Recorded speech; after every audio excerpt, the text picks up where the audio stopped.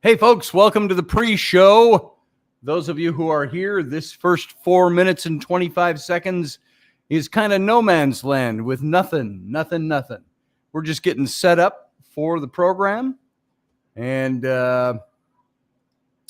we go on air with the radio station at 4 minutes and 25 seconds after the top of the hour. So if you're here right now, this is the nothing part of the show.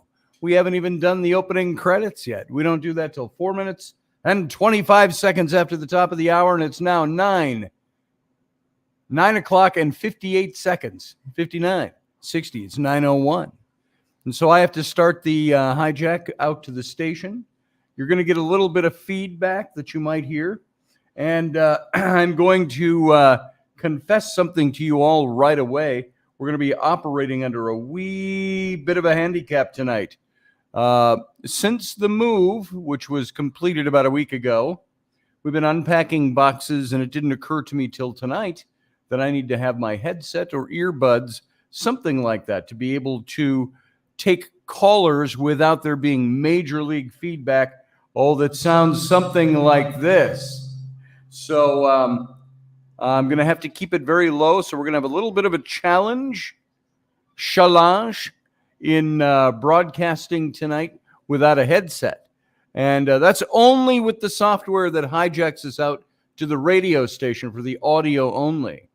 And so I hate to say it, but that's the predicament we're in. And I've had children. If you all have children, I have my children scouting for, because they're the ones that use it. I got 3 kids with devices all digging around for headsets, kind of, non-committal. It's like, oh, okay, well, look, I'm like, hurry, I need these. I just found out you guys have used them. Even my backup pair stashed in a secret pocket of my briefcase, gone. So we're going to operate without that tonight and see if we can do this without too much major feedback. And maybe if I back the mic off a little bit, I don't know what's going to happen. So we'll see. So stand by for fun and excitement. Chuck Hendrickson, I see you in the wings out there. I'm not going to bring you in right away, so you can sit out there for a bit. Dave Potter's going to be with us as well, and I will see you all in a few minutes. Dave's got a pair right there. Here, they're right here in my hand, he says, in Rochester. Should be able to get over there in about 4 hours. Not actually, it takes about 2. So in 2 hours, by the time we're all done, Dave will be here with my headset, a headset I can use. And of course, I didn't realize I didn't have a headset until I sat down here and went, oh my God, because I never use one. I don't need one because I don't take calls during the radio portion of the show. So we'll see what happens. Hey, Matt Finn, good to see you, brother. Sean Stroik, Grumpy Stack. And of course, all looking for a headset did was preempt me from looking up some things I wanted to look up ahead of time, but that's okay. So we got about a half a minute left before we go live. And so thanks for joining me in the pre-show. It's kind of like the Vikings pre-show, only less exciting. So, unless you're a Packers fan. All right, I'm going to get out of here. I'm going to go black. So all of you stand by. We'll be right back.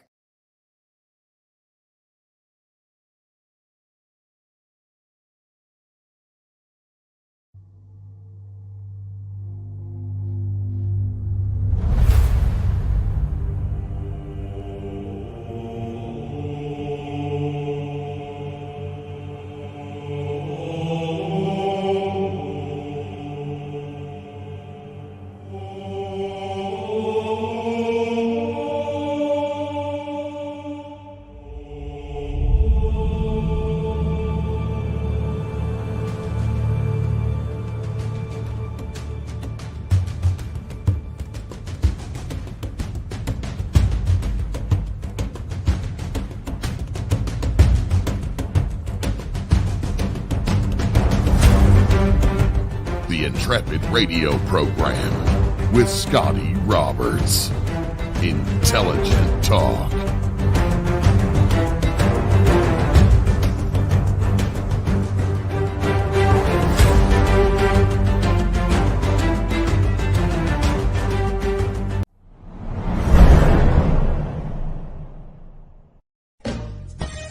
Are you looking for a really awesome and amazing graphic designer? How about an illustrator or a photographer? This is Rainey Roberts, and I wanted to tell you how you can get my designer, illustrator husband, Scotty Roberts, to work for you on your project. Do you have an awesome self-published book but no cover, or even worse, a cover that really sucks? Do you need a kick-ass logo for your company or some f***ing awesome graphic designs for your ads or website? Then get in touch with my husband for the best f***ing awesome kick-ass design and illustration. He knows his stuff, and he's been at this for more years than I've been alive. Go to ScottAllenRoberts.com. That's Scott with 2 T's, ALANROBERTS.com to take a look at his online portfolio of work, or call 651-468-8115.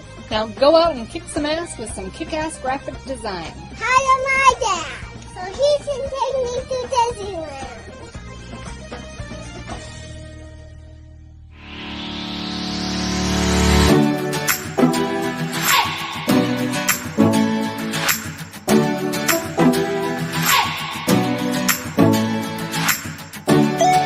You're listening to the Intrepid radio program with Scotty Roberts. Intelligent Talk.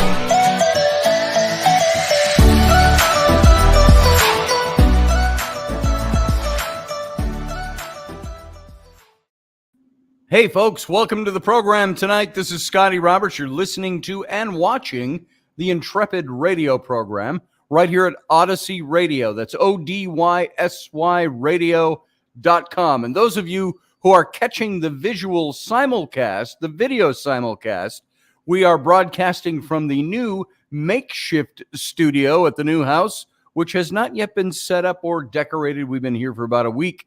That's coming. So stand by for something a little more spectacular than my concrete basement walls.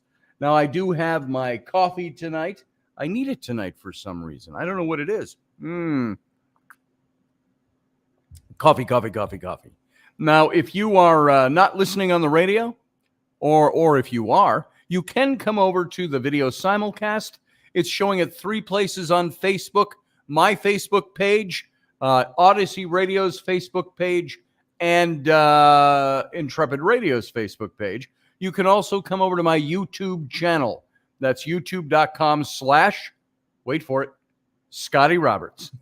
So come on over there, and you can join the live chat room, which is going on already. Greetings to everyone over there. I would have said hello in the pre-show tonight, but I'm a little panicky tonight.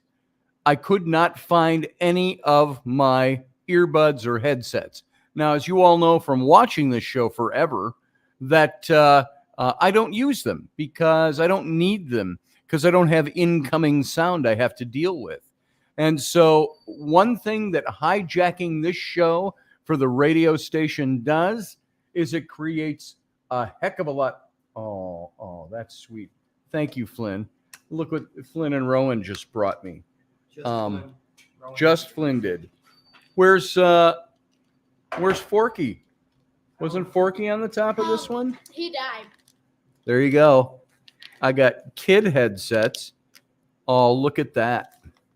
So while my kids have kidnapped all of my here, somebody plug that in on the back side for me. Sorry, folks, technical, scintillating live radio. Getting this plugged in, and we'll see if this works. Boy, those are sweet, aren't they? We used to have a pair with Forky on the top. So for right now, I'm not going to use those because they're very annoying. And we're going to see what we can do about not. Thanks, Sean Stroik. We're going to see what we can do with the feedback as it comes tonight. I'll maybe have to port my sound down a little bit when somebody else talks. So welcome to the show. Hey, KB, Ken Ballos. Folks, I want you to, by the way, in the morning at 8 a.m., 9 a.m. Eastern, 8 a.m. Central, you can join Ken Ballos. Just look for him on Facebook. Morning Coffee with KB. And come on in. Dave Potter was over there with me this morning, and a couple of other people, and we go in and we just talk up a good time. So go look up Ken Ballos, Ballos, over on your Facebook page. Send him a friend request, and you too can join his show in the morning. And so tonight, I had mentioned this last night. It was something, here, I'm going to have kids. I'm going to have you exit now because we're doing live radio. So thanks for coming by. You too. You can play that somewhere else. No, upstairs. Dad, I can't play this somewhere else. All right. Thank you for listening. I appreciate it. We're going to turn this off. Hold on, folks. Familial moment. A familial teaching moment. Get off the computer. Thank you. There we go. I'm mean now. Of course, my kids know that I do a live radio show, but does that stop them from coming down and doing things we've told them not to do every day? No, it does not. So those of you new to the show tonight, if you are new to the show, we have these familial moments every now and then. I have children who are lippy and sassy, and we take care of that off air until they interrupt things on air and are being disrupted. So we're going to leave it at that. And Mom didn't know they came down here, so she couldn't safeguard the radio waves. So let's move on. I mentioned last night that a friend of mine had passed away from the Renaissance Festival. And I've had a few of those over the years. So have my other fest friends. And I have a lot of people that came into my Facebook. I put up a post that said, I just learned a friend of mine died over the weekend. And I said, it's kind of sad. And everybody's giving me condolences and saying, we're sorry for your loss and all of that. And while I appreciate that, I want to say to everybody, it's not just my loss. It's a lot of people's loss. And when anybody out at Fest passes away, the people we have played with out there, and by that I mean theater, played with out there, the people that we have worked with, the people we've known, the friends and family that have become ours over the years, it puts a hole in your heart when somebody goes. And there's been far too many, and it seems the older I get, the more often it occurs. And it's not avoidable. It's part of life. And of course, as I've mentioned, I asked the question, and yesterday I was in kind of a haze. Now, this friend of mine who passed, he was a good friend of mine 17 to 20 years ago, 25 years ago. But we had lost touch over the years, as things do when you change either careers or change your places where you hang or the things we do. I didn't go out to Fest anymore, and I think that he had stopped for a while, at least that I knew of. And so we hadn't talked in years. Just a couple of times in passing, we saw each other online. Oh, how you doing? Hey, good. Good to see you, brother. And that was it. And but when they die, you look at the things that you had the opportunity to do that you did not do. Those things where you want to stay connected with people. Like we've got Chuck Hendrickson hanging out in the wings here to come in and talk a little bit with us. Chuck, I've known Chuck since my first day on the Royal Guard, even before that. So a long, long time ago, the mid-90s. And something like that. If I'm not hitting it right on the mark, I'm close.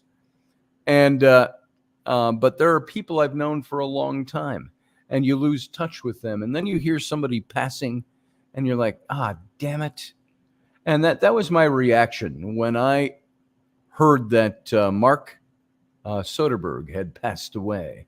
He was part of the Royal Guard, and my reaction was, damn it, damn.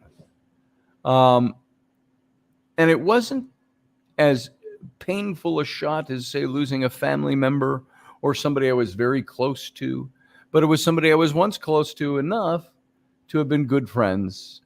And it's another family member passing away. And so sometimes you're left asking that question, why am I the one who's still alive? Why did this person die? Why were they taken? Why was it their time? Why does it seem my time has exceeded its time at times? How's that for a play on words? Times, and half of times. And you look at your life, it gives you a moment for retrospection. There are good friends of mine who have lost spouses and lovers and other good friends, and it sinks in. All these things sink in. And your mortality, you start to become, by saying you, I'm generalizing all of us. I'm talking about me, really. What starts to sink in is that realization, that mortality that is there. And the more my friends pass away, the more vividly aware I am of my own mortality. And I don't want to be morbid here tonight or anything like that, because really the purpose for the show was to relate some memories that we have of Marc Soderberg. And I put it open out there to a bunch of my Fest friends and my Royal Guard friends, and asked them all if they get a chance to call in tonight. And we talk about this. So here's what we're going to do. I'm going to bring Uncle Dave in. He's sitting out in the wings.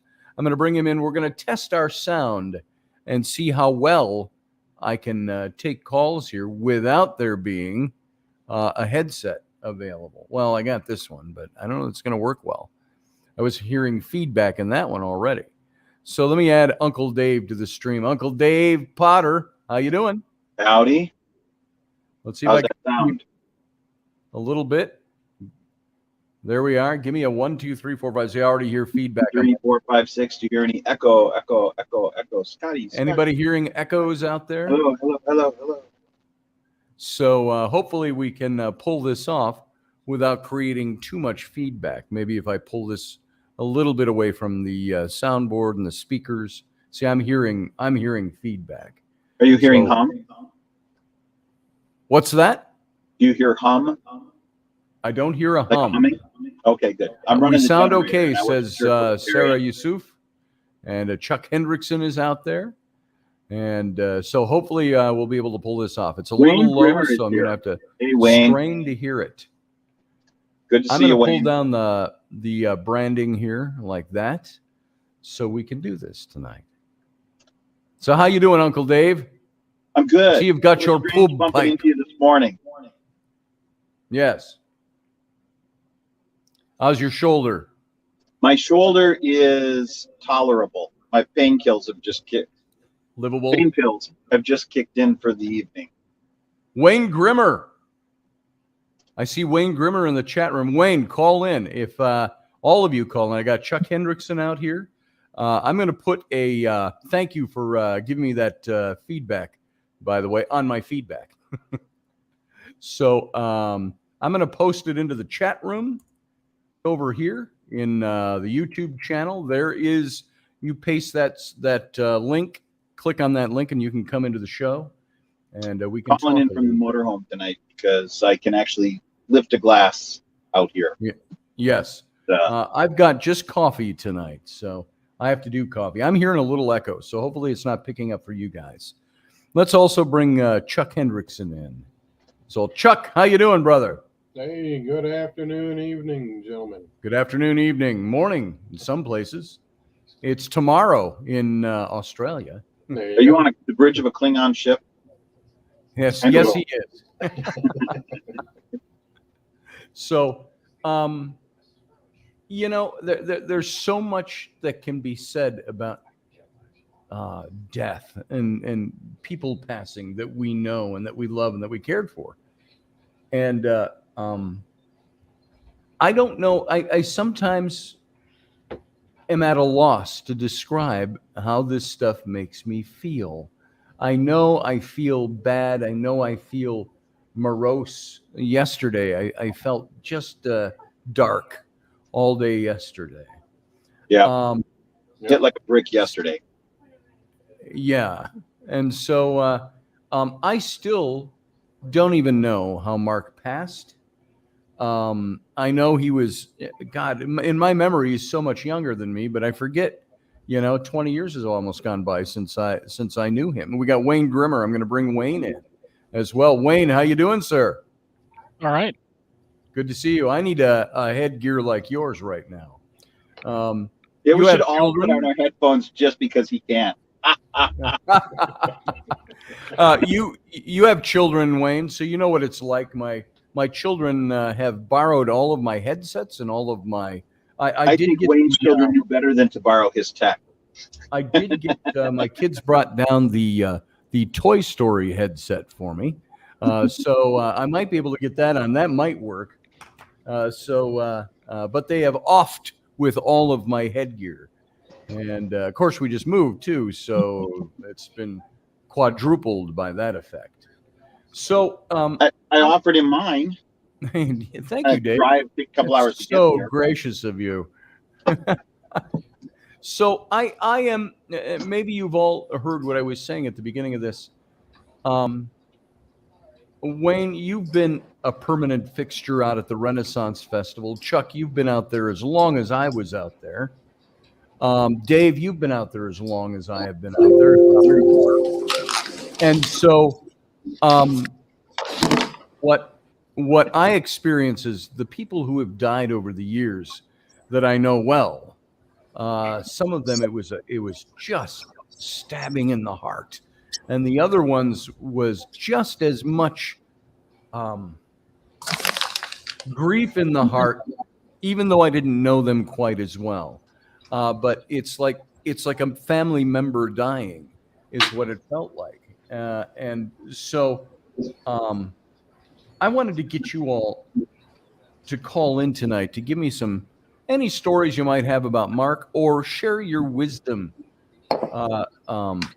on life and death. And maybe you don't view yourself, any of you, as having wisdom, but we all accumulate that, even though we may not look at ourselves and say, I've got it.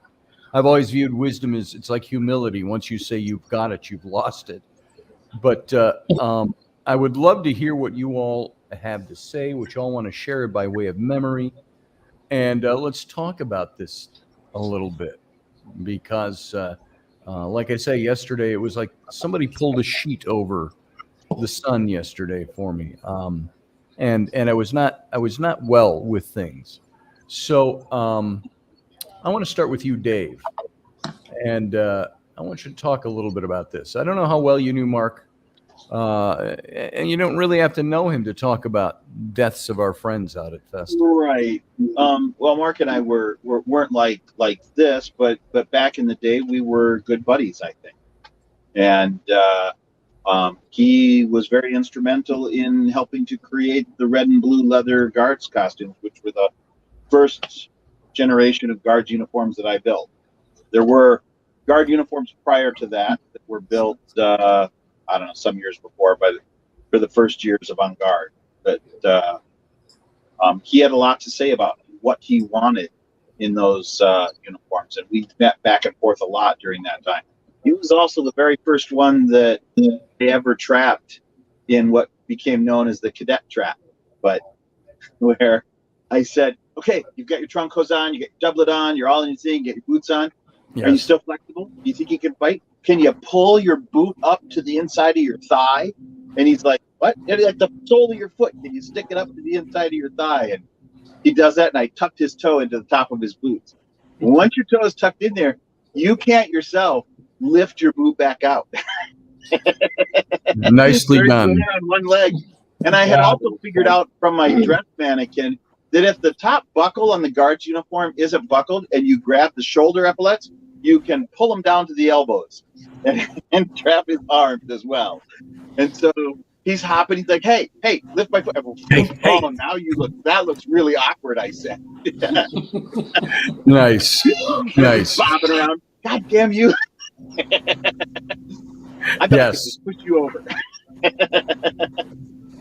And, I came into the Guard. I think you had used the Reds for 1 year, if I'm not mistaken. You went to the 1 year. The Beefeater Reds. 1 year we did the Reds and the Blues? Before I got them. And I got my Reds from Chuck, because Chuck moved up to safety services and he had some reds, and I've still got them.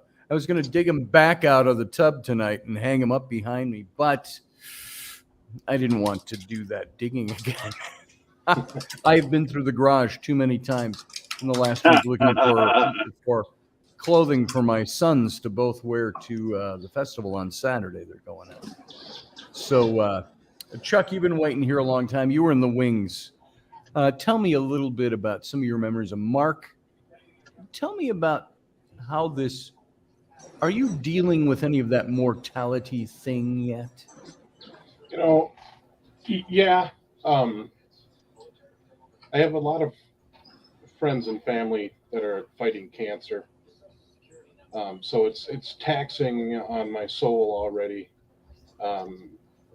with all of that. And then just to have another friend pass away, it's just another hit to the head. It's rough. I hadn't seen Mark in a long time either.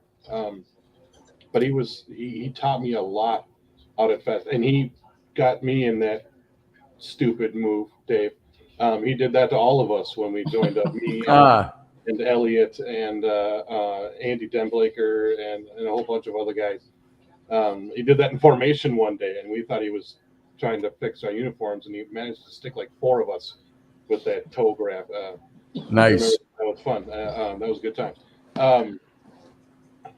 Yeah, so I mean, it's rough whenever you have a friend that you were out there with, sweating with, crying with. I mean, it's a hard job out there running around all day long in those costumes, and Mark was always upbeat. He was a lot of fun. He would always take us. We were, I don't remember the Heartbreakers and Life Takers. There are 2 units that we had out there. And we were in Mark's group, me and Andy and Elliot, and I don't remember who else, maybe Jim. And then Mike Heck. Mike Heck. Angela. Yeah. As Francis. And he was our sergeant, so he would always make us go out and have wooing contests, and we'd always go to different pubs and hang out with him. And I lost Wayne. Lost Wayne. It was a blast. I loved doing things with him, and I saw Jamie Green posted a picture today of the movie Cadence. When the soldiers were doing their chain gang move, and I was the one that brought the guard, and Mark was the one that helped push it through to get it done, because it was pretty fun. People loved it out there, and that was a blast. Sure. Always willing to do whatever it took to get a laugh and a smile, and he was a lot of fun. Anybody remember that group of actors out there that always dressed up as animals? Yes. And he had us set spears one day on the hill when a bunch of deer came at us. That was just the Great White Hunt. Dude, God, it was fun. We did a little bit, and I believe Mark was part of this. I can't remember everybody who was with this group when we did it. Jamie Green was one of them. Bearcat. Yeah. We had these red leather masks that we picked up at the festival.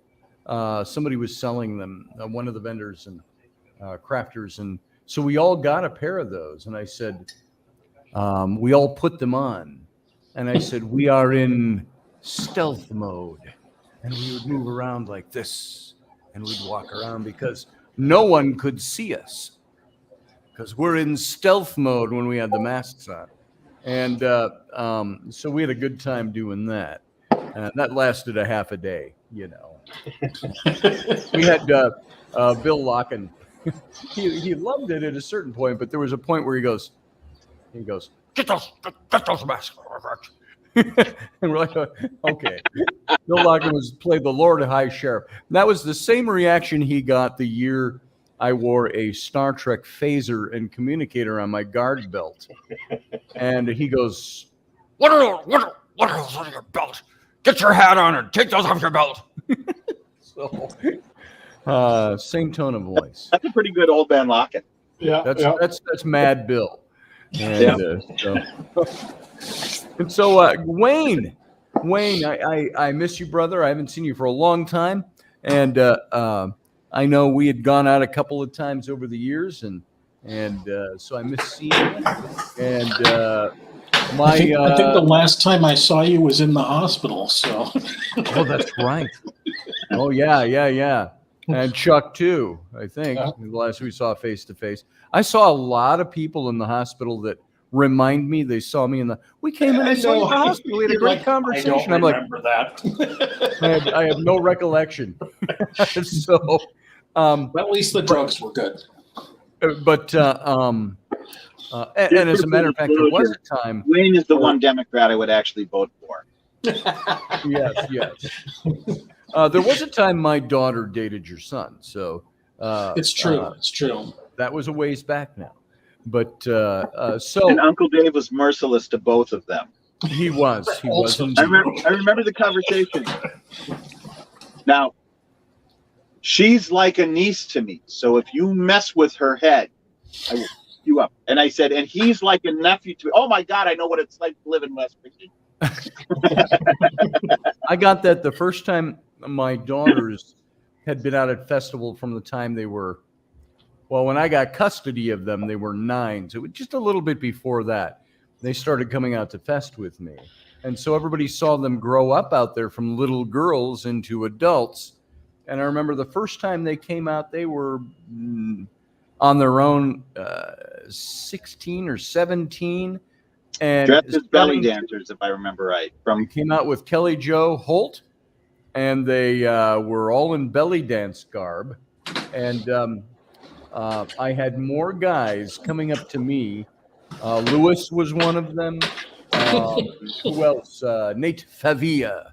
I know it's Favilla. I like to call him Favilla. I say, I honor your background. I call you Favilla. And but he came up and he was shaking his finger at me. He says, you didn't tell me that was your daughters. And so everybody went into protection mode of my daughters out there. They had 50 uncles. All the swords were untied that day, I think. Yes, they were. So Wayne, by the way, folks, I've known Wayne for years. He was always one of the I don't know what you called yourself, the pirates? Privateers. Privateers. And you were Sandy Bottoms, right? By the king. Yes. Sandy Bottoms? Yes. Yes, Sandy Bottoms. And they did when they first really caught my attention with their acting acumen and their intelligent repartee was when they did the Guinness poetry. I can't remember what you call that either. Poetry. There it is. The book and everything ended with, and slam it down with a pound of Guinness R. So I remember, who was it? Was it you or Eric that said, you did Peter, pumpkin eater, had a wife and couldn't keep her. So I put her in a pumpkin and baked her at 350 degrees for 40 minutes and choked her down with a pint of Guinness. That's it. So Amanda Berry, welcome. She's saying, nice to meet you, Wayne. So over in the chat room. Wayne, what are some of your great memories of Marc? How much interaction did you have with him? And I would love to get, because even though you and I have had our stints where we disagree politically, this is not a political show, so I don't really care. Right. But I trust your instincts, and I love the way you approach things, and I would love to get some of your wisdom on death. And maybe I'm not sounding like it tonight, but man, it still burns me up a little bit.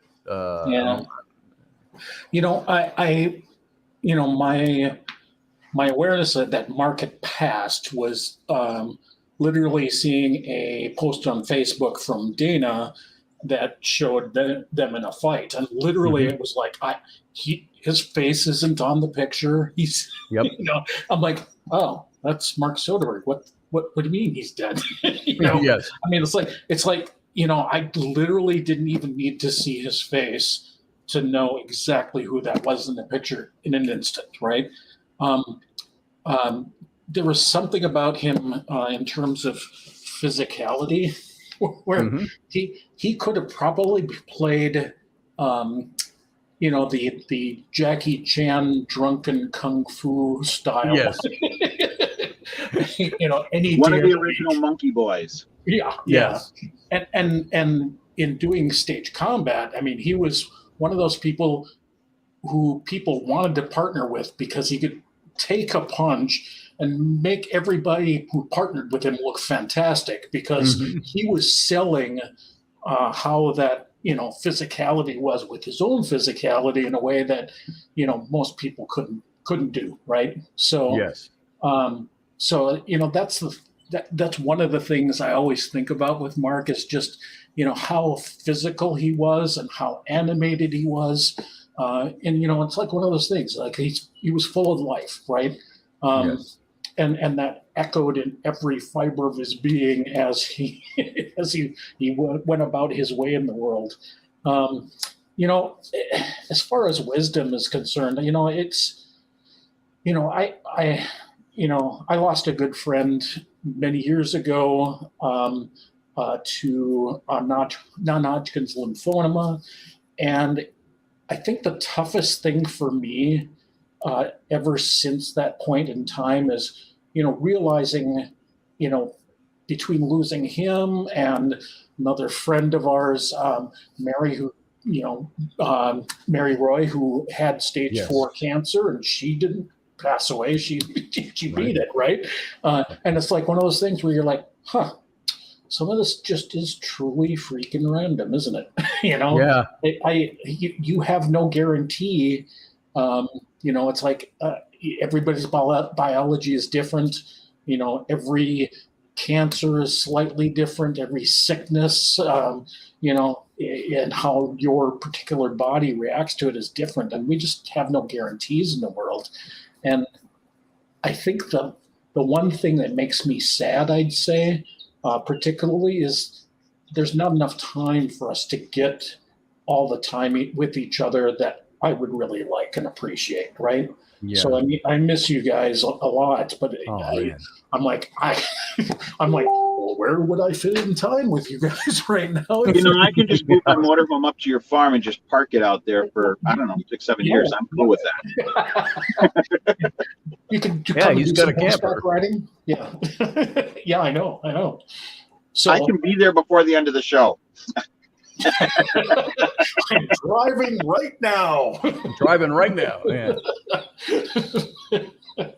But yeah, it's one of those things that, there's just not enough time in the day to do all the things you really want to do in life, and there's a certain point that you have to just be okay with it, right? And you have to just be okay with, the fact that you've got friends who, they're having their own lives, and, they're doing their own thing. And, it can be, hard when you go, oh, they passed away, and you're like, well, crap. It's like one of those things you always thought you'd get another time or moment with them. And it's like, oh, well, I guess that's off the table now. So, Right. So, yeah. Well, let me just jump in here quick on what you said, Wayne. So just, I don't know, a year or two before COVID hit us, I was at a gas station here in Rochester, and I hear Dave Potter, and I turn around and it's Marc. Oh, wow. And I'm like, what the hell are you doing down here in Rochester? Oh, I'm passing through. I'm doing such and such. And we spent maybe a half an hour standing at the gas station talking, catching up. But so much of it was just like falling in, just like time had never passed. We just picked up where we left off and all that. And that's one of the bonds that comes from the kind of friendship we all formed through On Guard and the Royal Guard and Festival, is that we don't have to see each other every day. We could see each other every 5 years, and we would be right back where we were the day we left each other. Right. I had an old friend. This isn't Festival, but an old buddy of mine from college. And we were talking on the phone one day, just catching up. And I said, there's this thing I want to tell you about. And then I got interrupted. I go, Steve, I got to go. I'll call you back. And of course, what happens? Like 6 years pass. And I didn't call and we didn't talk. And, just the way it is, we're not friends. We just different places in the world. And I found his number again and I called him back. And he picks up and he goes, Roberts? And I go, yeah, now, like I was saying, where I left off was, and he laughed because he knew exactly the point. But Wayne, to you especially, is something you made me think of. I've repeated it many, many, many times on this show over the last several years. My mantra for life is that old Mark Twain quote where he says, 20 years from now, you'll regret more the things you didn't do than the things you did do. So cast off from the safe harbor. Set your sails to the trade winds, explore, dream, discover. And I've always looked at that as something that if I don't do this thing now, it could be 20 years down the road. It could be 10 years down the road. It could be 30 years down the road. I'll look back and go, damn it, I wish I had done that thing or talked to that person. Or maybe, I don't know if you have this so much in your cases, but I know that there are people that I have out there that I've never gone out of my way to ever hurt anybody, but I know I've hurt people along the way. I know I've said things or done things, and it dawns on you later, man, what a dope I was. I wish I could talk to that person again, or I need to talk to that person. And so I tend to be the guy that'll call people up out of the blue and say, hey, I got to talk to you, because I don't like those things to be left undone. I don't want to get another 20 years down the road, should I live so long, and regret not having done those things. And the should I live so long? That's something I was commenting on yesterday, and something I commented to Dave about earlier today. And it's just that idea of, I sit back and think, and it's not supposed to be a morbid thought, but I sit back sometimes and I go, now why did Mark die? Why did Joe Kudla? Why did and you can start naming them. Why did Bonnie die? And why did exactly? And you go, why did they die? And why am I still here? Right. Do I don't have anything that grandiose to offer the world. Is there some power that's in control of that and says, you're supposed to be figuring this out? And I go, well, I always see God in a Jewish voice. I don't know why. All right. So what are you doing today? Just unnerve the Catholics. Let me get up there. Oy vey, did you make a mistake? Yeah, from my lips to my ears. Oy vey. So, and I think about those things and I go, God, am I supposed to do something better? Is there a supposed to? Is there something, and this is what I've struggled with. I don't know where all you guys are on spirituality. Well, maybe Dave, I do. But I've struggled with that because I've gone from Christianity to Christo-paganism to, and I'm not talking about acorn shakers of the week. I mean, I've been seriously, I look at that and say, is this the better way to think? I've sometimes abandoned it all and become practical atheist or a practical deist. And so I lump all of those things together and say, is there a greater something I'm supposed to do? Because that's what that spurs me to. When I think of, why am I the one that didn't die? Is it, like Harry Potter, the boy who didn't die? What was it in the book, the chapter header? The boy that lived. Boy who lived. And I'm thinking, am I here because there's a greater esoteric reason? Or, and I even had an old pastor friend of mine in the Evangelical Free Church. I said to him once a long time ago when I was going through, I think most of you here knew my ex-wife, Annette. Now, we were divorced 22 years ago now. And I've been with Rainey for 17 now. But I remember at the time, I said to my pastor friend, is God trying to teach me something with all this crap going on? And he says, Scott, maybe God's not trying to teach you anything. Maybe this is just life. This is the way it goes, and you pick up your pieces and you do the best you can do. What's your thoughts on that, guys? That kind of thinking.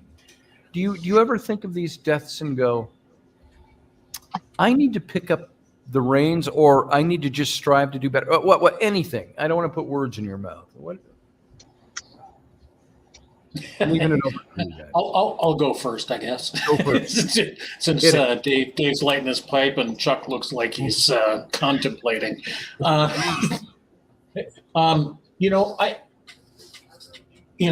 have been certain deaths that have hit me harder than others, and ones that have particularly surprised me.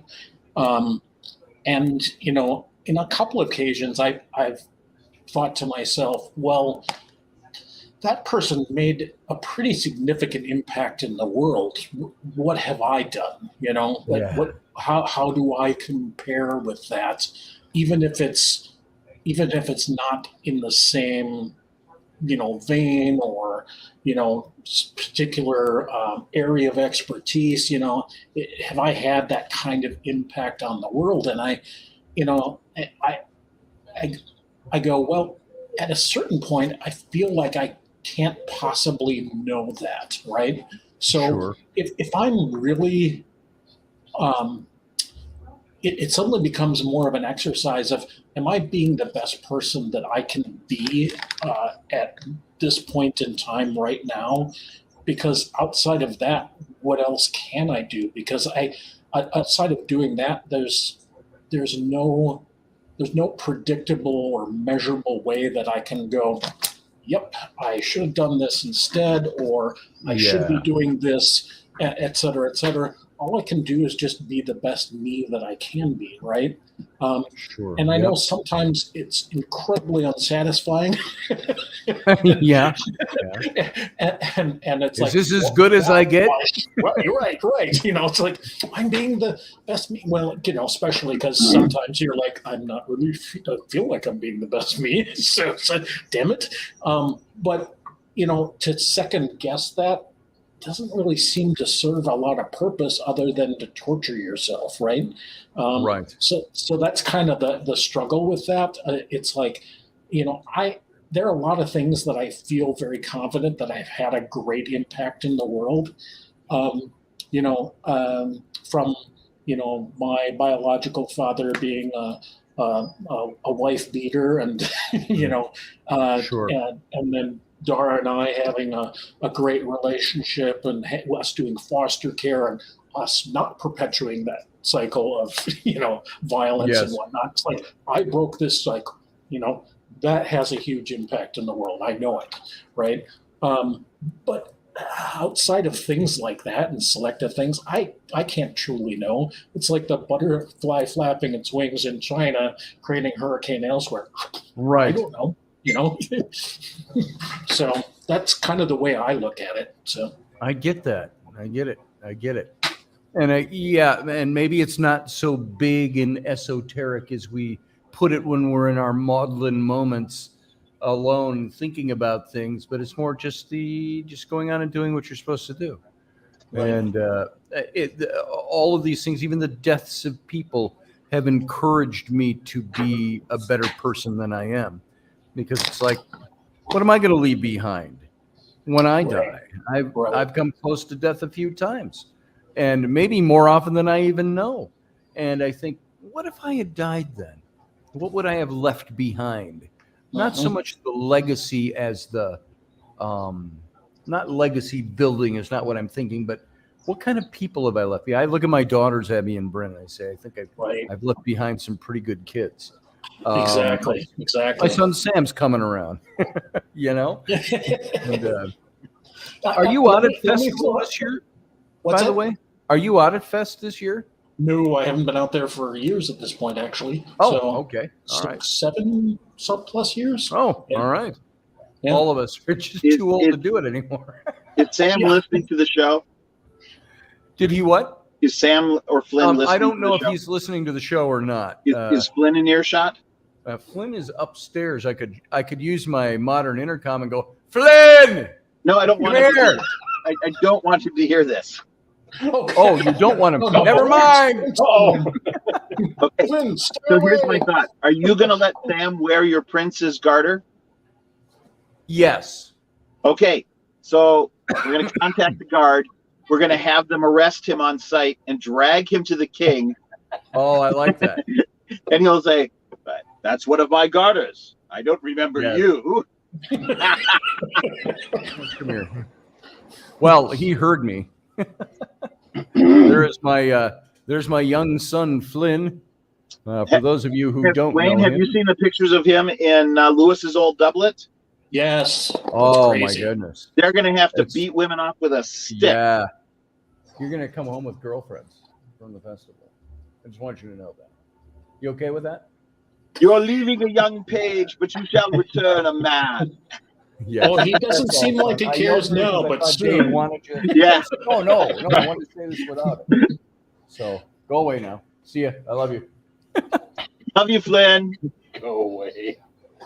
My son Flynn is old enough to have discovered girls, but I don't think he's interested yet. He's like, I could I see got that. I got my lightsabers. What do I need to check? One afternoon with him and Lewis's petting velvet, and he'll be through with that. He'll come up, he's all the he's women were got coming up that. and petting me all day, Dad. I don't understand. I got to tell you, I saw him put that doublet on, and I went, oh my God, my son, he grew up by putting on a costume, and of course Sam's got one of my old costumes on, and the leather dark green black one, and these guys are going to be killing out there on Saturday. So Sam keeps trying to talk me to come with.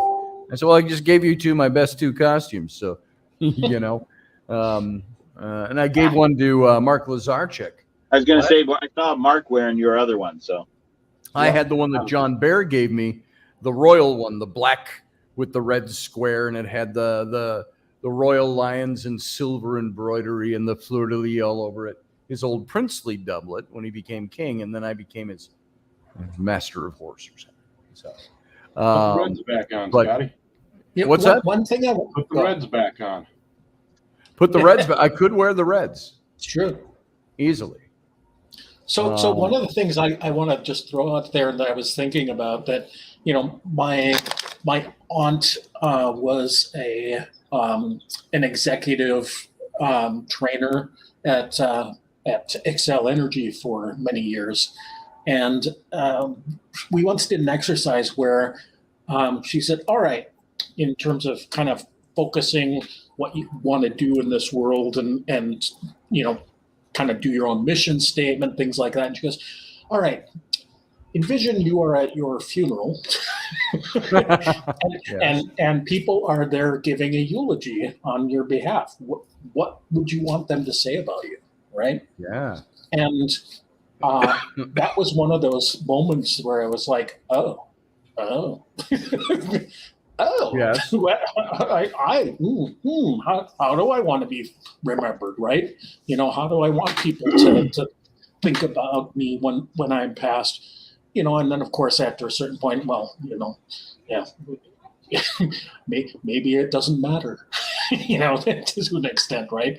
Right. So you certainly want to have a positive impact, but yeah, but just I don't know, something for people to think about. It's like what, you know. How you are remembered, how you're perceived is one thing. How you've actually impacted the world is another too. So yes, and that's very true. And you know, maybe it seems, and maybe all you listeners can answer this or throw something into. Amanda says, just play a lot of music. yeah, Think of this out there. What is spinning off of what Wayne just said? How many of you are concerned about? And concern might be the wrong word, but you know what I mean. You're concerned about what you leave behind, about the legacy that you have, about the. Do you think that there is something to that is important? Is it important to you? Is it important that, or do you see yourselves in a certain light, and people are going to see you in a very different light? Like Wayne said, maybe the things we perceive of ourselves is not necessarily what we are or what we're going to be. I don't know if any of you have some thoughts on that. And by the way, Sarah Yusuf asked, has there been a Ren resurgence after the Game of Thrones? Well, I would say that the Game of Thrones probably did well because of the Ren community. Would be my guess. I think nah. I think it's always been there. You're always going to have people that want to do this. They want to. There are people. I saw a couple of different sets of people, and all you guys on the channel or on air with me here, you can answer this too. Oh, you know what? We got 1 minute left, and we got to leave the radio audience. If you all can stick around, we just do an ad break in the middle, and we run right into just the YouTube channel. What we call the Captain's Cabin, we call it. So dubbed by the. I'll save this for when we come back, because what do we got? Yeah, we got to get out of here. So we're gonna go. Listening from the Renaissance Festival to Odyssey, come over to the YouTube. Yes, go to the YouTube channel, and we're going to go out to a break right now and say goodnight to the radio audience. Radio audience, live long and prosper.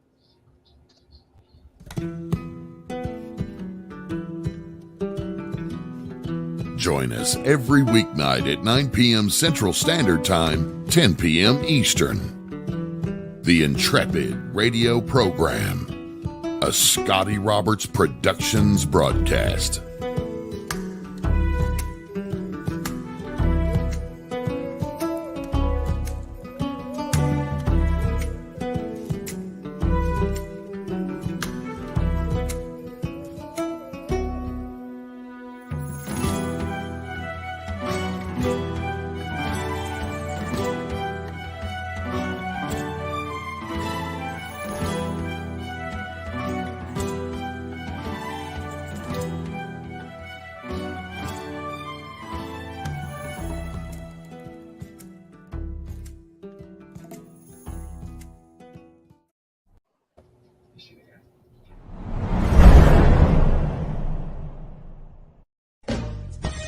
Are you looking for a really awesome and amazing graphic designer? How about an illustrator or a photographer? This is Rainey Roberts, and I wanted to tell you how you can get my designer, illustrator husband, Scotty Roberts, to work for you on your project. Do you have an awesome self-published book but no cover, or even worse, a cover that really sucks? Do you need a kick-ass logo for your company or some f***ing awesome graphic designs for your ads or website? Then get in touch with my husband for the best f***ing awesome kick-ass design and illustration. He knows his stuff, and he's been at this for more years than I've been alive. Go to ScottAllenRoberts.com. That's Scott with 2 T's, ALANROBERTS.com to take a look at his online portfolio of work, or call 651-468-8115. Now go out and kick some ass with some kick-ass graphic design. Hire my dad so he can take me to Disneyland.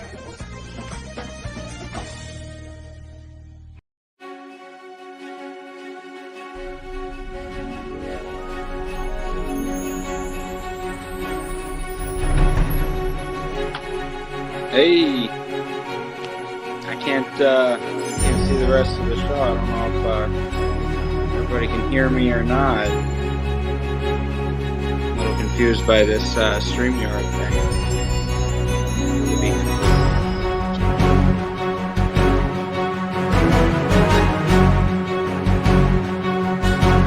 Trying to figure it out.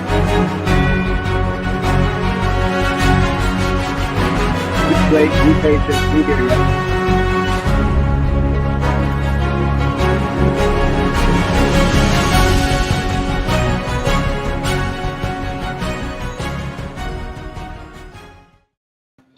And welcome to the Captain's Cabin, as you all know, and look who's joined us but me son, me own flesh and blood, me own bone of me bone, Sam Roberts. Have you been quietly sitting there lurking? He has. I don't know if you could hear me. I brought you in, and I could hear you talking to me. I don't know if it broadcast. I could hear him too. I could hear him too. Oh, you could? Yeah, maybe it broadcast. For So we got a full house. And the intro to the kind of the background with the music playing. Yes. That's all. I didn't hear anybody else. Oh, did you see? Could you see anything? No, it was just the slide, and then at one point I heard Rainey talking about hire my husband. Oh yeah. Full opening. That's all. Yes. Well, folks, How much of the show have you been listening to? I just saw him during the break, and I said, "Come on over, call the show." So, this is my son Sam. For those of you who don't know him, Sam, you know Uncle Dave. You may know Chuck Oh, there. Hendrickson. Of course, I know Uncle Dave. And this is my old friend Wayne Grimmer, who did one of the privateers out at the festival for years. Don't And say this it is that way. my me young son Sam. I would just, you all knew Mr. Soderberg then. Yes. Yeah. Do you remember Mark at all? Did you ever encounter him? Do you know who he is? I feel like I had faint memories of a lot of the guard members out there when you were Sure. still. I mean, I was very young. I was 3. Well, maybe, let's see. You were born in 2001. right. So that was close to the end of I was Royal Guard up until about maybe 2002, 2003, somewhere in there. And then I switched out roles. I have very, very faint memories of you being in the Royal Guard. Yeah. I feel like I have met Mark. I remember people's faces. I'm not as good. It may have been, and he may have been somebody you just remember because I've talked about him and you've seen Right. pictures, but I don't think as a young lad that you would have encountered them much. Are you excited to go out to festival on Saturday? Absolutely. I am thrilled. I have honestly wanted to go back out there in costume since I believe it was the last time you were out there. I went out there in costume too. And that was, I think, 6 years ago. 7. That was more than that. I went out with 10 Seconds of Harmony about 6 years ago for a day. And the last time before that was 2007 when we did Tam O'Hare on the children's stage, which, by the way, I've got Tam O'Hare sitting right there in the blue shirt. Wayne put on the Tam O'Hare mask, and Dave had on the Captain Frobisher's mask. And they did the sword fight as I read it from the book. So I remember that. I believe I was there for that at least one time. It's been even longer than I remember for the last time I've been out there. I'm not sure if but I shaved my head. I was just going to say, I see you've been shorn. I remember when we through boxes, Rainey, looking for the boots, the mysterious missing boots.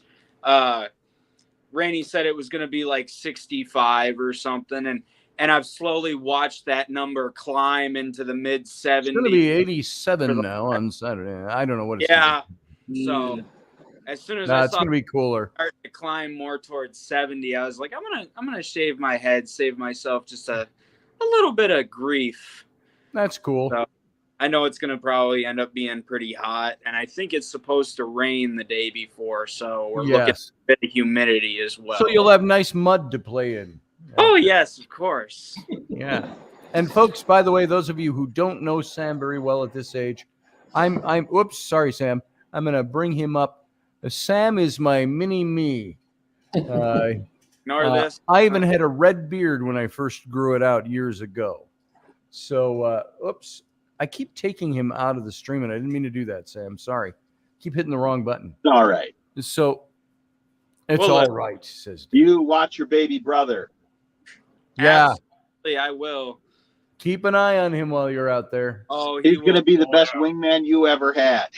Absolutely. Yeah. Dave, you need to talk him into holding wearing the tights that match his doublet. Yeah, he's afraid to wear him because of the cod piece. It's got a little pointy cod piece, just a little one, and he's like, I'm not. My son is not very verbose, and he's not very loud unless he wants to be. But he's like, I'm not going to wear that. And I go, come on. I said, you don't have to stick your junk in it. You can pat it. And I'm sorry. Oh, I will. I have to interject because we were giving him a little bit. We were. Wiener pocket. Oh, what am I doing out here in this wee little sack? he's like, I'm not wearing that. With him not wearing. That poor kid. I need you to just tell him that he should really wear them, because I think he needs I'll to. tell him. They're Uncle Dave would say multicolored the same thing. that go with the navy blue and the burgundy on his doublet, and it matches that, but it looks really nice. But Yeah. But, I but think he be warned, women are going to want to pet him. they are. It's- So he's just wearing black exercise pants that Rainey gave him that nobody will know they're women's pants. So okay. But now they If you stop saying that on air, nobody would know. yeah. So, and I said to we didn't have boots for him. No, And he we all wanted- wear these bikini panties, Flynn. That's what we wear under our tights. Now, go That's ahead. right. We wear the little bikini. The more lace, the better. And so he's got boots. We found him boots for 50 cents at the thrift barn out here in New Richmond. And And they I look was great. just And they look great. surprised how good. If you haven't seen them, look at those pictures. He goes, but Dad, they're women's boots. I go, nobody's gonna know that. Except you and me. Or I'm out there. And now all of My you. heels are a little weird, but other than that, they're fine. Yeah. So, and I did the same thing for Sam. When Sam was like 5 and I took him out to festival And day. he turned out okay. Yeah. I think Sort of. Go. I think I want to say it was Lewis or you. He turned out a You lot made better him- than we bet on. That's right.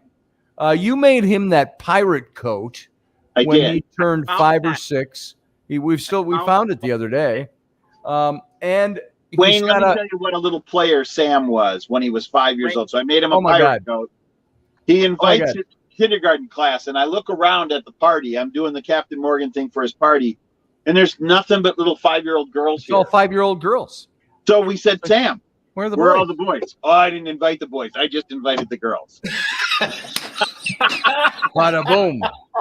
I had when I was doing scotch and cookies at my house on Thursday nights.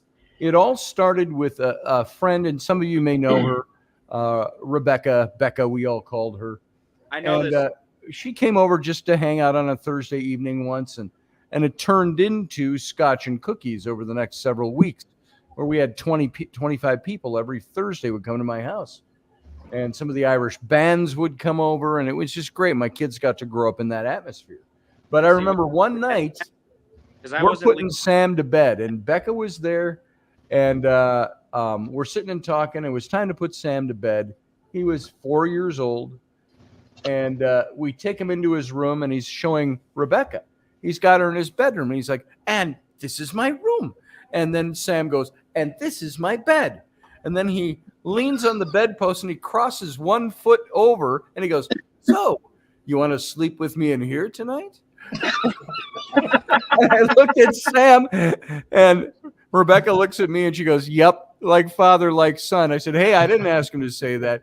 And I said, you little operator, go to bed. So, but yeah, that was Sam. And he got I remember there was also a time when you're all over, and Sam was 4, so it's that same place, that same big townhome we had in Bloomington, and we're all drinking scotch, and Sam comes up and he goes, "Oh, can I have some of that?" And we go, "No, this is an adult drink, son." Oh, and he goes, "Please." I go, "Okay." I tell you what. And I look at Dave and I kind of wink and I go, "Let's have him take a sniff of it." And he's going to turn that down. I go, "Here, before you take a drink," I said, "just take a sniff of that." He takes my shot glass and he sniffs and he goes, "Oh, and I go, give me that." Give me So- and there was one show. Sam was staying with me down in Louisiana. We were working down there about a year and a half ago. And we would do the show from there out of our camper. And there was one night we said it was St. Patty's Day of last year, and so we sat and we got a sampler of Glenmorangie scotches, single malt Highland scotches, all their different samples and little bottles. And so he and I sat and promptly imbibed all of those. Told people, well, that bottle was really good. Let's move on to the next one. So They were little like, God, there was probably maybe. I thought Dave was shot, motioning to me. maybe 4 shots. Yes. So it was good stuff. Yeah, we had it around for a little time. That's a cute, sexy story. Oh, sexy. Where did I get sexy from? Was that Freudian or something? Because Amanda said it? Yeah, it was. That's a cute story, Sam. Sorry about that, Amanda. Like father, like son. Oh, so you want to sleep here tonight? So, on the rocks. Perfect, she says. I like it neat. So, I know we didn't spend a lot of time talking about Mark. And Repost the link for Bill Locken. What's that? Repost the link for calling in for Bill. Oh, is Bill here? He's going to be. All right. Let me find it. Honestly, just out of the blue, now that I hear his name, I think I got to do more Renaissance or No, not. you're right. That's fine. I'm using Where do you want me to post that? To Bill Locken personally? Oh, Well, I use either. I'll send it over to What I'm Bill saying is personally. that it'll work on either. Go through YouTube, Bill Locken. bring up the show, and scroll through the chat group, and he should have posted a new link for you to click on. Boom. Okay, I posted that to Bill Locken's Messenger. So hopefully he'll see that. He sent the link straight to your messenger too. Oh, yeah, straight to Bill's Messenger on Facebook Messenger. And so we're going to get the auspicious Bill Locken in here. Bill Locken played the Lord High Sheriff out at the Minnesota Renaissance Festival for what? Like, he was there as long as Henry was there playing King, I think. So like 25 plus years. Yep. And master swordsman, certified swordsman. And he was the one who helped me. He also helped me choreograph the Tam O'Hare fight scene for the book, not for you two when you did it on stage. But we went out to the parking lot. Yeah. So you could, if you've got the link across the street from my house, it'll take you into. Here, I got to mute Dave because he's breaking my peace. He's disrupting my calm. But we went out to the parking lot across the street from my house, and we worked out. I said, here's what I want them to do. And so Bill walked through all those moves with me with the sword. And so he laid out that fight, choreographed that fight for type that I wrote into the book. And then you guys portrayed on stage. So I've got Dave muted right now. Dave, when you're ready, just give me a thumbs up. All right. So we're going to have Bill Locken call in. And he was also, as the Lord High Sheriff, he was the really the head of the Royal Guard. And he's the one that was kind of our boss. And so we had some good times out there. And then, of course, with Bill Locken, we did we broke off and did the 42nd Royal Highlanders. Dave and I did, and we had a good time with that too. I was gonna say that's what I remember more of Bill. Yeah, I have good memories of the Renaissance, but I have a lot more of the regiment. Yeah, like actual remembered. I'm thinking you might be crossing some of your streams. You might be remembering some of the Highland Regiment because we're all red coats there too, as opposed to red beef eaters. And so you might remember that. There was a time, I got to tell you guys this story, and Dave remembers this. Wayne, you'll appreciate this. Chuck, you'll appreciate this. We're all out. It's Bill Locken and me and Dave. You put the right link because when he gets to StreamYard, it just goes blank. Oh, it does? Does he That's have the right any? link. Let me do it again. I'm going to copy it to the clipboard. Does he have what, Wayne? Does he have any pop-up blockers or antivirus? Maybe pop-up blockers. And try that. I sent I think it's the same link I just sent over to him. I think you might have sent that. Oh, did I send that to you, Sam? Oh, I sent that to Sam. No He's going to wonder. go change to his laptop. I don't know. There's Bill Locken. Okay, let's see. Bill Locken. Oh, sorry, Bill. I posted it in the wrong window. Here is that link. Try that one. It should be in your messenger window. He's So gone to we're get out his laptop. He's what? He ran to get his laptop. Oh, all right. So we're out at a Royal Highlander event, the 42nd, and Sam is about 4 or 5 years old, and we're out at way over on the east side of Wisconsin, and I don't remember, the Crossroads Rendezvous, and so we've got Sam in a shirt and a great kilt, running around, and he's got all the kids are out there, and of course now this is 18th century and 1750s. And we can hear screaming from across this big, wide open field. And we look over there, and there's Sam in the middle of a ring of about 12 boys, ranging in age from 8 to 12. And here's 4 or 5-year-old Sam. And he's got his big wooden two-handed sword. And they've all got wooden swords. And he's running from one side of the circle to the other, going, whack, and he's yelling, take that, and you, and he's going all around the circle, and he stands in the center like this, and he goes, never again, none shall pass. And, you can tell we were watching at home that year, but that is, I had Steve Katzenberger was standing next to me, and he was just dying and watching this, and so there's Sam out there. So it was a lot of fun. Excuse me. I feel like I have very faint memories of that one. You remember that? Maybe. Oh, sketchy. Oh, here's Bill Locken.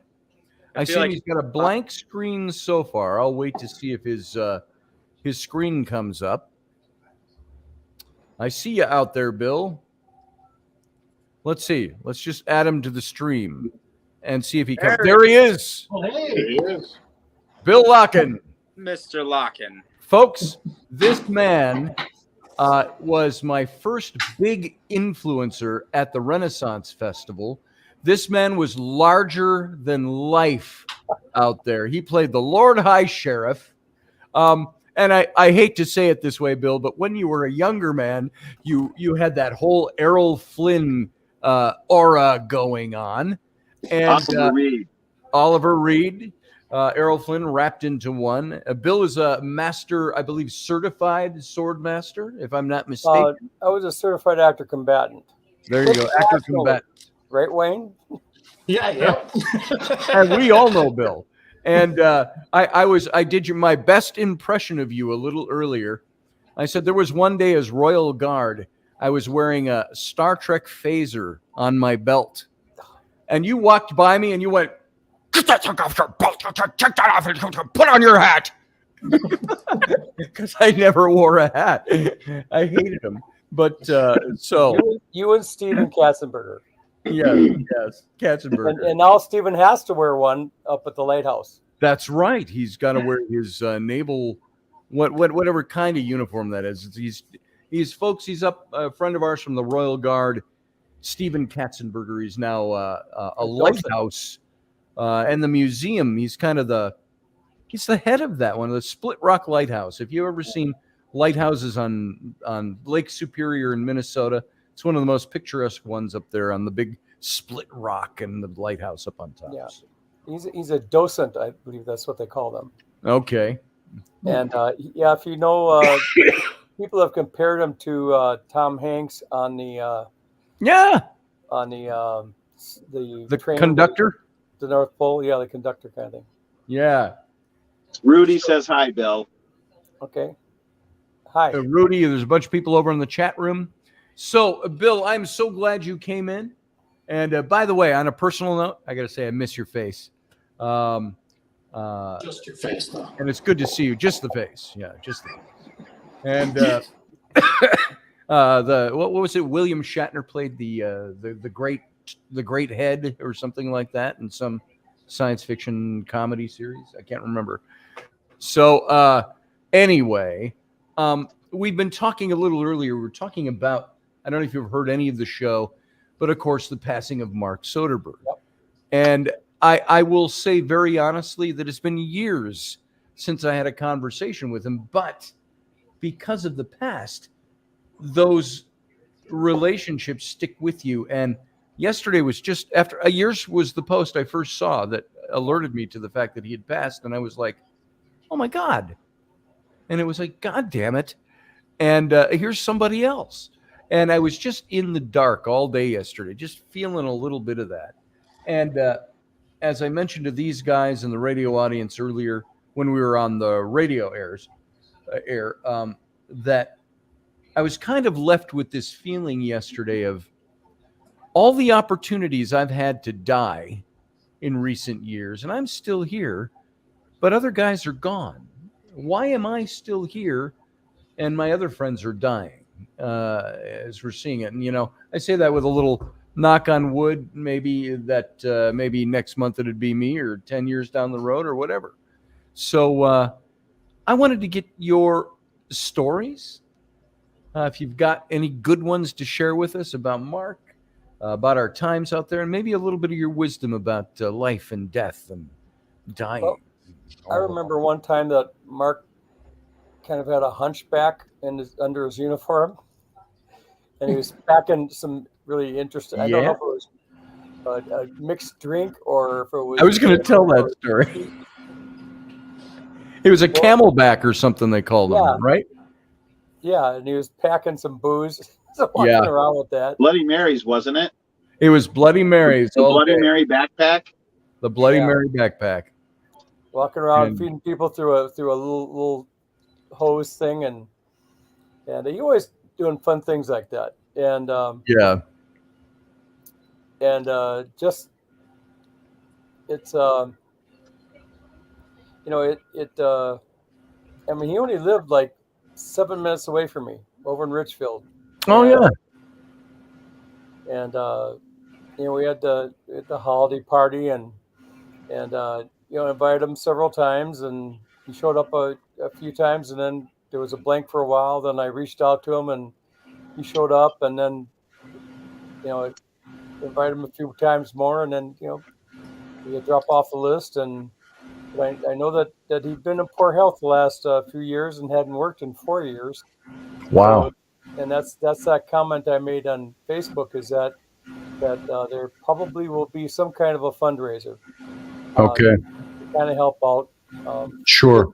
Frida works, but they've had some financial hardships, I think, and I'm not privy to any of that because I haven't spoken. Sure. to them. Sure. A lot of this news has come through Silver Bay, so to speak. Mm-hmm. And, but I won't talk about it here. But if people want to know, it was a very tough weekend for his body. It just was hard. But anyway, it's you're right. Talking about why him and not me. Mm-hmm. I was cruising that line for a while. I was up at 270 pounds, coming up on post 65, and I was lucky enough to have an operation where I lost 70 pounds, and just went to the doctor today, and had blood pressure. My A1C, my blood sugar, is down at 6.2%. Outstanding for A1C. Yeah, and it's been in the sixes here for the past 3 times. Able to this summer work on a sword fight with Dave Potter here and perform it out at Renaissance Festival under. I saw those photos. That was fantastic seeing you guys. Yeah, and so it was interesting to last time I had that costume on, I barely fit into it, and this time I had to find ways to keep the belt up. It kept falling down. Nice. That's a good problem to have. Yeah. So. Yeah, and although I'm not happy that I started over COVID, I started climbing up a bit. But I guess words of wisdom is that if you've got weight on you as a young person, do everything you can to get it off. Yes. And even After 60, it's tough. Oh, after 40, it's tough. Yeah. And this is true. And I'm real proud of Dave. Dave is making that decline Yes. more and more. And you fill off that short dock the other day, and if you'd had that weight that you used to carry, you might have been. I'm lucky because I came down on my shoulder and my ribs. I could easily come down on my neck, and had it been not at a Boy Scout camp, but an actual dock at an industrial place, I'd probably be much worse because I'd have landed on concrete. But sure, yep. Luckily, it was all sand. No, but it's it's the kind of thing where I've got a daughter who's 22 and she carries extra weight, and as a dad, you don't want to push on your kid too hard because they can turn around and point at you and say, "Well, look at you," but right. Yeah, you're right, Sarah. Must slow down with age. But, I definitely looked older in those pictures. I looked like I was pushing 30. Yeah. Why can I be so old when I'm 26 in my head? Yeah, that's what I say. Scotty, you used to be a real nice redhead like Sam. Kind of. I used to be pretty dark black brown. I never saw myself as a redhead. I always thought I was like a sandy blonde to a sandy brown. Yeah, but you were kind of reddish brown. When I grew my beard out, it was red, like Sam's. Hear someone else say that. Yes, there you go. Well, that's good to know. Sam, I promise you, when I trim this off, I'm going to make your dad a toupee. Hanging out at the reenactments with my daughter. Yep. And little type, not your big type. I have more memories of that than I think I do of him being in the Royal Guard. Yes, we were telling stories when he was 4 or 5 and at Crossroads Rendezvous out in Wisconsin, fending off about 12 other boys with wooden swords. None shall pass, he's yelling. And so nevermore! Nevermore! He'd yell, yes, that's it. Run around doing that. Nevermore! Nevermore! I do believe that not only came from seeing what you guys did out there, but also from watching, of course, The Lord of the Rings with the None Shall Pass, but also I'm sure some of that came from like Braveheart and it was a Braveheart bit that you were brought up properly. See you, Chuck. Chuck's got to take off. Hey, Sorry Chuck, to interrupt, guys. Thanks for coming in, Chuck. We got to talk woodworking sometime. I love what you're doing. Keep it up. We'll see you soon. See you, Chuck. See you, brother. So, but getting back to Mark, it's what a guy. I know that Stephen and Dan both felt that he was a big influence on them as guardsmen, and kind of an inspiring character for him. Right. And and he was that way for all of us. And I know he is one of those people that we got along great. We were good friends. We were brothers in arms with the guardsmen. And then after that, we just kind of never talked all that much. We just rarest of occasions may have run into him at one of your Christmas parties years ago. And Bill has this. Would you guys still do that? You still have the big Christmas thing, the big Thanksgiving to Christmas thing? And so we've kind of tapered it down to the folks that we mainly see a bunch throughout the year. We just took you off the list, Scott. It's not anyone the 100 people that we used to have, where it was shoulder to shoulder. Yes. Anyone who was anyone was at the Lockens Christmas party. Oh, you're not invited? Oh, well, unless they so slam sorry. a Cardew 3 times in a row, and then we cut them off. Yes. I get that. Maybe that was me. I don't know. Yeah, you slammed 2 shots of scotch. I turned to Eric and said, "Give him the cheap stuff." That's true. Oh, the lower shelf. So, but don't make me laugh. That hurts. Yeah, give him some of that Crown Royal.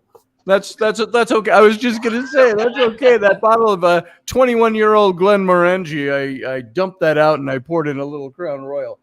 Oh God. So, We just but had a friend of ours that got married. He's in mid-50s now, and we took up a collection for him, bought him some 21-year-old gun. Oh, geez, what was it? Bill, Yes, do you we remember have that issues quote? to the wind. Do you remember that quote? Where that's from? What? Same night Sean Gaffney's clothes went up the flagpole. Oh my God. Oh God. The Dave stopped me and you stopped me. You were being reamed along with Dave, was it? By No, Sean Gaffney? I was reaming and Sean was reaming because so It Shogren was only good fun, folks. was sitting around the fire playing a guitar. It was pretty late. Bill came up behind him and just took a hold of the neck to quiet it so he could say, No. I reached behind him and I strummed the guitar. "Oh, you strummed the guitar." Anyway, John lost his shit because somebody touched his. John was already well into his cups. Well, they were screaming and shouting. Sean and I came out. We drugged them back into the tent, and Sean berated. I could hear it now. Look at it. I guess my door's shut enough. He said, "I am shot, and appalled." Well, we were in Sean's tent. Yeah, we were going. He was mad at me for touching his axe, and I was mad at him for playing loud musically, and I was pretty tipsy too. And so we said, let's take this outside, And we were going outside the tent, and Sean called us in this, and he was doing that whole, I can't believe two friends of mine were doing this. How dare you in my country? his voice went up like 5 octaves. and keep in mind, folks, we're all dressed in costume. We're all in early 17th century costuming or clothing and living the reenacting. And so this isn't taking place like a bunch of guys in jeans and t-shirts. This was all in a tent that is a big Washington long by 9 feet wide with furniture and these two. John has got to be 6'3", and I'm standing there, both of us with our heads down, tails between our legs, being chewed out. And, I remember there was one time I gotta mention this with Sean. He had us all in a group, and it was part of the reenacting gig. And he came out, and we're representing the Scots fighting for Gustavus Adolphus against the Germans.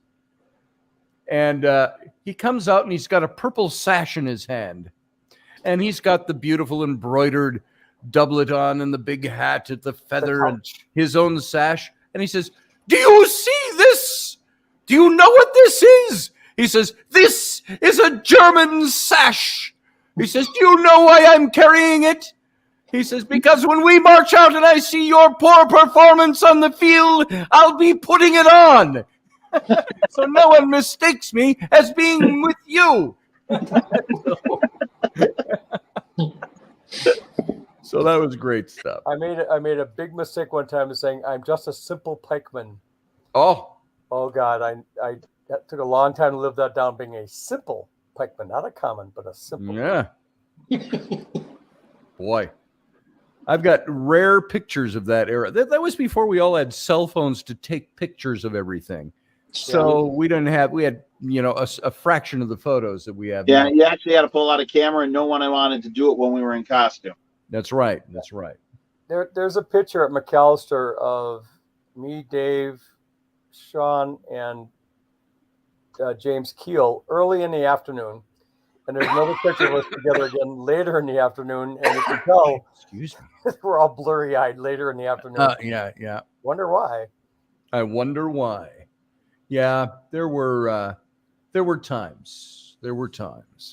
And back to, with the Royal Guard, it was such a fun group because four were off with the royal court and 4 were on street duty, and one was usually left at the tent to protect everything. But there was a peasant that was the head of the much Much, who Mush. thought he was the king of the peasants.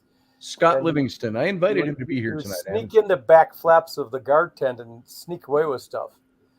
And I remember one time that we decided to make his weekend hell. So the whole thing that the guard was supposed to do is take off their hats, because that's how he found you guys all the time, with your red Royal Guard hats, like the British Royal Guard now. And I said, get up behind him and just touch him on the shoulder and say, "It's so easy." Yes. And we saw him down by one area of the festival, and the Royal Guard encampment was up on a plateau, and we saw him down by Folkestone Welly. And so I sent two of the guardsmen way wide through the innards of the festival, and we stood up there, some of us, and pointing at him and saying, "Well, we're going to shake in our fists, we're going to get you." And he's down there laughing by this big hay pile. It took Nice. 10 minutes for the two guys to get down there. The two of them came around the back of him, just put their hands on him. They said, "It's just so easy." And he It's just so grabbed easy. his hands. He would turn and look at us. He'd turn around and we'd all be standing there, and he'd go, and he'd bolt like an antelope. He'd be like up over something, and so.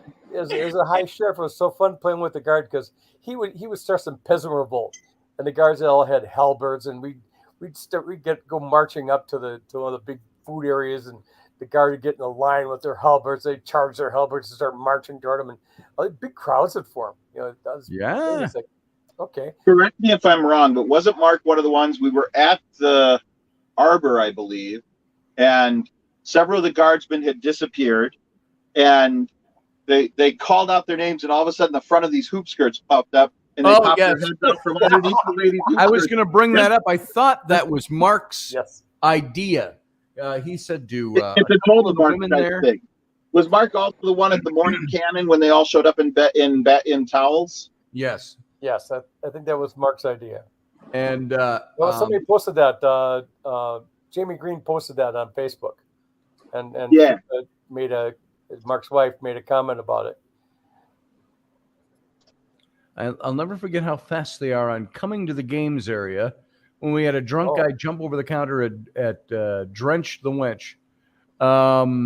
Cat Hawk said that. Different. That's not the Scott Livingston Royal Guard thing, but yeah, I know what you mean.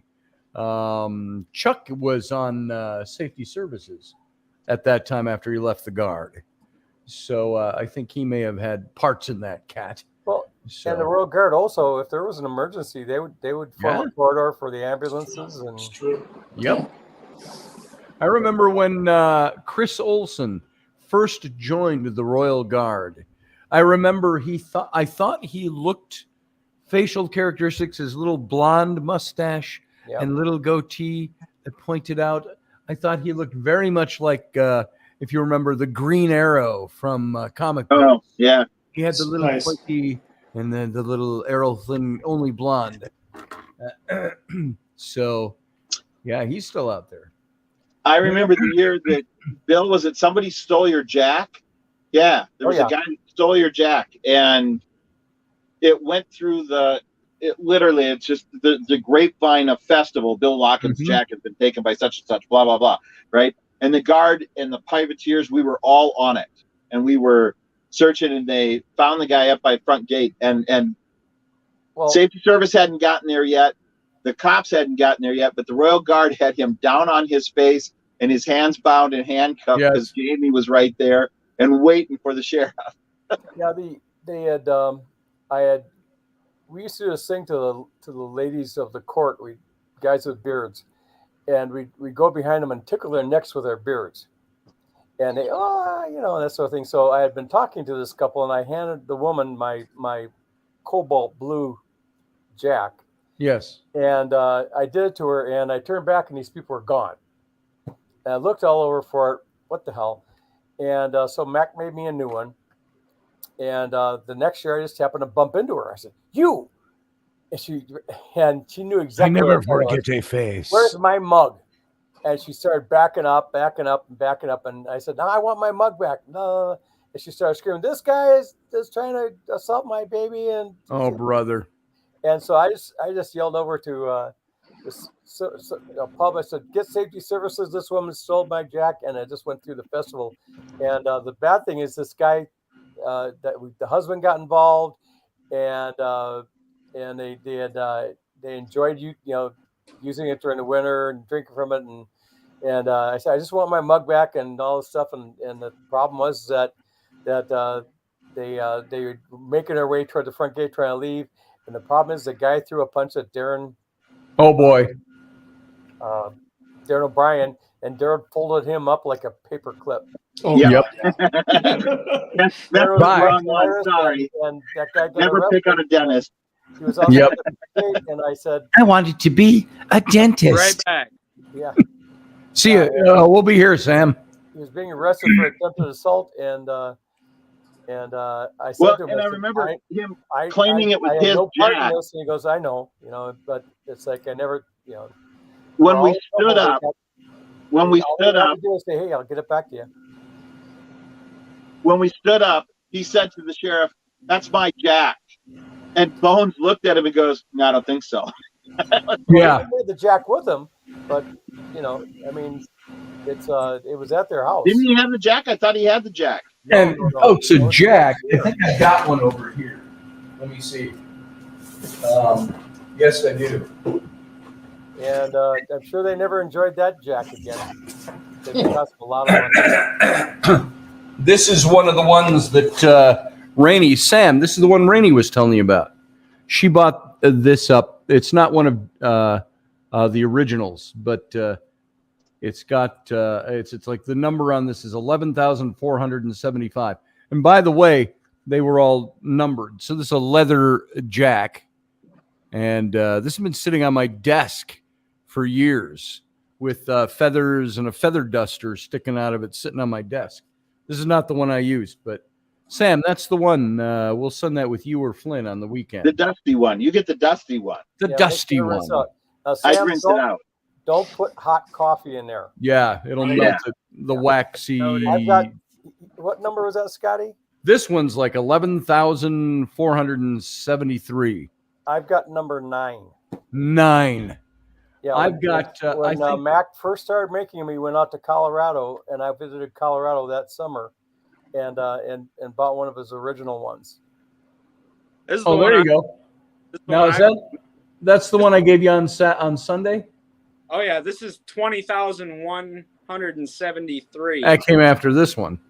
Oh yeah. So I think my jack that I bought in 95 or 96 was, I think it was like 8,000 something. So And Sam just did what everybody does. They smell them.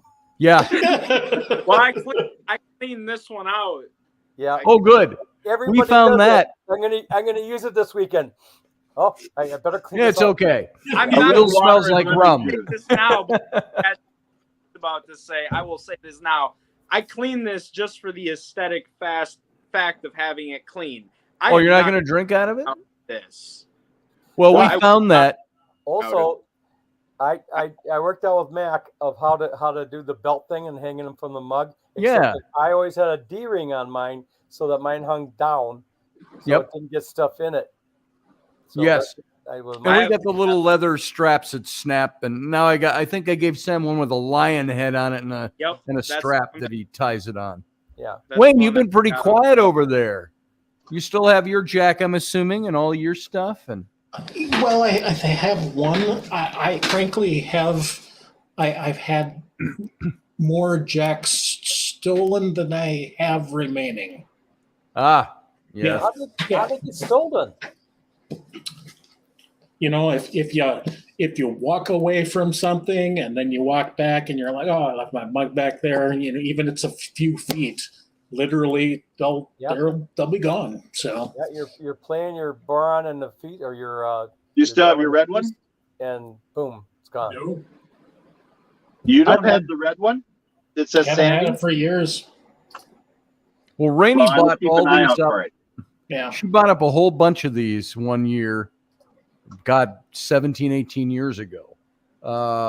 And the one Sam's got, and this one, and a bunch of other ones. So we had a few of these sitting around. Sam, did you get boots for this weekend? Yes. I found my boots. Rainey actually found my boots. You always end up putting them someplace and somebody else finds them for you. I know. There they are. I know Dave recognizes these ones. Now, Dave built those for me, and then Lewis did the uppers. Actually, it's amazing because these fit almost perfectly. Yeah, you're my size. So father like son. Yeah. Well, those things, they had hung in, and the costume he's wearing, that dark green black leather one I had with all the gold lace on it, and that's the one he's using. I pulled that. When you think about it, you pull those out of a tub and you go, I haven't worn this in 17 years. And I pulled it out and it was still supple and soft. It reminded me of an archaeological show with Tony Robinson where they're finding Roman ruins in Great Britain. And the archaeologist saying, look at these leather shoes we found. And he opens the bag and he goes, it still smells like leather 2,000 years ago. And so, yeah, so my boots were still supple and leather but I had them strapped together with that red garter hanging on a hook in my garage. And I had a little office out in the garage. And so they always hung right next to me on a bookshelf corner. And then we moved once and they went into a storeroom. And I was out of town working and I came back and looked for them a year later and we couldn't find them anywhere. And Rainey said, I put them in a box. And I swear to you guys, I dug through every godforsaken Tupperware tub and box in my garage twice and could not find those boots. And so Sam came over on Sunday. We pulled We're going out. to give it one more effort. What's that? There was 20 costume tubs. Yeah. For Christmas tubs. Rainey used to make costumes, so she's got all these big tubs that are full of fabric. And she keeps it all pristine and folded, and all her costumes are in there. And I'd crack open when I go, oh, that's feathers and pearls. That's not my guard son, so she found them in the first 10 minutes they started looking. She found them in one of her costume boxes. She had stashed them in there. And I'm like, oh, my God, thank you. So I was almost going to. I do have just a quick question between Dave and Bill. I'm the better one. I'm the best man. Does anyone believe that I will get any issues from anyone for wearing the red? No, garter? I'd wear it if I were you. I'd wear it. That was 1 year I was up for the garter, and that was the year Lewis got it. It's not the royal garter, Bill. It's the prince's men thing. Yeah, the red one is one that John Bear came to me. He walks up to me on the grounds the next weekend, and he says, take a knee. And I go, yes, your majesty. And I drop to my knee, and your highness. And he confers on me. It's in gold embroidery. It says, in the service of his royal highness, the prince. And so he gave me his own garter. It's a red leather. And so that's been, I've worn that since. That's light. Oh, you go ahead and wear it. Yeah, wear it. And you could even show John and say. Now, and if he sees it, he'll probably go, I know where that came from. I know where that came from, yes. And I hope that is the best absolute outcome. I hope that I don't get any. Do you have a hat to wear? I'm sorry? Do you have a hat to wear? Yes. Yes, he does. Please do. You have to cover your head, lad, or your soul will escape. I got the round leather one with the slashes cut in it. Yes. And I said, put your hat on. Put your bloody hat on. Put your bloody hat on. There it is. Oh, yeah, you're going to be cool. I wore that one. You look like the former Lord High Sheriff. Yeah. Right? Oh. One of the 8 of them. I can't remember who made that. Maybe Lewis. You might walk out of there with a job. Yeah. You know who's going to look good. Bill, I don't know if you saw the pictures on my Facebook, but Flynn dressed in his doublet for this Saturday. He's 13. He's got that doublet that Lewis made and gave it to Rainey one month when he lived in her downstairs, and that was rent one month before I even knew her. And this red and deep navy blue velvet with all Done the in lace, chevrons. the chevrons, Beautiful. and he put on a pair of black tights and black boots with it. Man, that kid is good looking in that. He aged in front of my eyes. I mean, grew up in front of my eyes in a costume. So you'll have to look over on my Facebook page and you'll see it. Oh, it's on But- Are you Hey. chatting with Laura? Say hi, Laura. Hey, Laura. Hey. How's it going? So No, doing. How you doing? Doing I, good. I enjoyed Yep. the little backstory that we kind of just came up with out of the blue, because I know when Dad posted those comments, he said Flynn looks like a young prince, and Yeah. it led to that being like he's the young prince and I'm the abdicated, I believe is that word that you use. Yep. You gave it up. Older brother protector kind of role. I find And- that kind And you can play off of that. Backstories, I think Bill told me and Dave told me, backstories, and even Wayne, backstories are cool, but nobody asks you about them. Yeah, But it helps, it it has helps to you either- mentally. It's form good for your character building. Yep. But if you're out there, just go out and enjoy yourself. You don't Right. you don't And have to play with that's don't, really the plan don't this feel year. like you got to play with the crowd because it puts unreasonable expectations on you guys. Yeah. You could just go around and say, good day, my lord, my lady, and that sort of thing. If you see the crown or anybody with a coronet or a Pointy hat.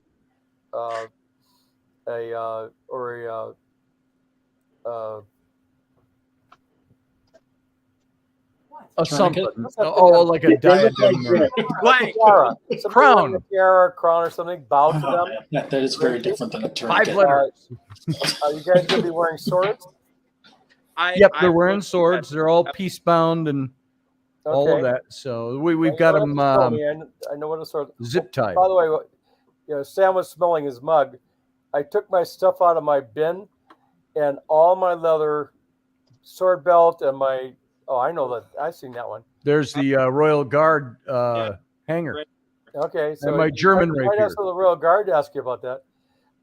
Yeah. Just ask you. But I took all my sword belt and stuff out of my bin, and it's like all mildewy. Oh It's no. like, oh yeah, and my boots came out of the closet. They had. We must have had some water in the basement. I was doing some. A little work vinegar down on there a this sponge. past winter, and I had a heater on. That probably drew up the moisture out of the floor. But just I was like, I A was little frankly distilled vinegar on a rag or a sponge cleans it all off, kills the mold. I was frankly I surprised. hit it with pine sol after we got done. That's very. That's very. I was surprised at what good a shape my costumes were all in for having been in a box for 17 years. I mean, I had the prince's doublet. Don't that you John guys gave- take them out and wear them around the house? Oh yeah, every now Is and that then. just me? No. Yeah, get naked and put on your doublet. Don't you practice all year long? I'm from the 1500s. So, I don't got it, Scotty. I think you wear your hat alone around your house just to make me feel bad. that's it. And you know what's funny? I got into wearing hats much later. Yeah. I had my friend who made fedoras. And so I started wearing fedoras. He was a retired firefighter that had been disabled, and he was looking for something cool to do. And he loved the Indiana Jones hat. And so he started making them, and he conferred with the guys who made them on the movies, the old duffers, 70 years old at the time. And 71. so Thanks, Scotty. what's that? That's 71. Thanks. Oh yeah, I got to watch that. I mean, the young duffers at 70, and Is that you, Wayne, making all that noise? and he made these hats, these Indiana Jones hats that were screen perfect and down to the last detail. Did you know?